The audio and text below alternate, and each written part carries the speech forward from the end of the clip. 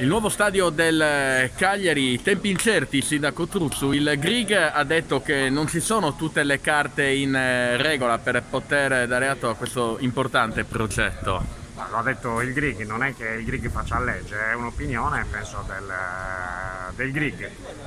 Noi abbiamo fatto tutto quello che dovevamo fare nel rispetto delle norme, una variante urbanistica che rispetta ovviamente quello che è previsto nel PUC del Comune di Cagliari, che è un PUC vigente.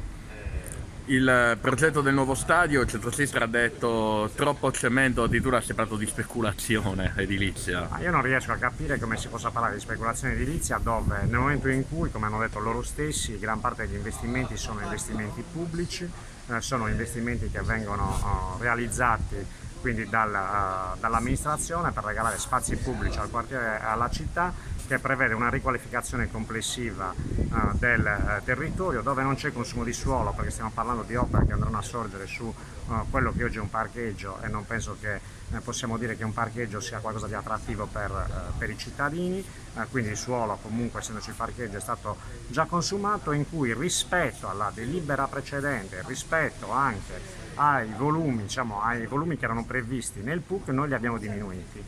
Basta prendere i numeri e verificarli. Quindi con la vecchia delibera lo stadio non si sarebbe potuto fare?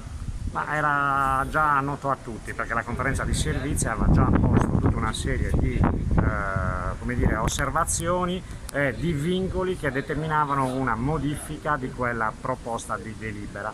Tant'è che, come ho spiegato ai colleghi della minoranza in Consiglio Comunale, non è che io ho voluto cambiare il progetto dello stadio, io e l'amministrazione ha dovuto cambiarlo perché le prescrizioni della conferenza di servizi erano già abbastanza chiare. In una battuta finale resta fissato come obiettivo, se tutto va bene, incrociando le dita, come anno il 2024. Ma io dico che adesso dobbiamo lavorare per chiudere il progetto da mettere a gara insieme al Cagliari Calcio. Il Cagliari Calcio deve presentarci una proposta che sia in linea ovviamente con anche il piano economico e finanziario. Una volta che abbiamo tutti questi dati, che la proposta è valida, potremo metterla a gara e da lì avremo la possibilità di capire i tempi. Non sarà un centro commerciale, tanti negozi con a contorno lo stadio, come accusa qualcuno.